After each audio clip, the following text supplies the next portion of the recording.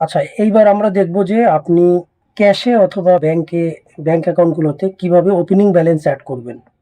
Opening balance হচ্ছে যে আপনি আজকে সফটওয়্যার শুরু করতেছেন, আজকে আপনার এক্সিস্টিং ব্যাংক অ্যাকাউন্টে অথবা ক্যাশে কত টাকা আছে, সেই টাকাটা দিয়ে আপনি হচ্ছে যে আপনার বিজনেস স্টার্ট করবেন সফটওয়্যারে।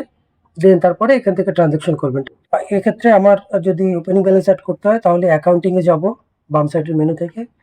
অ্যাকাউন্টিং এ গিয়ে এই যে নিচে ওপেনিং ব্যালেন্স, ওপেনিং ব্যালেন্সে গিয়ে আমি কত তারিখে এটা ওপেনিং ব্যালেন্স ওপেন করতেছি।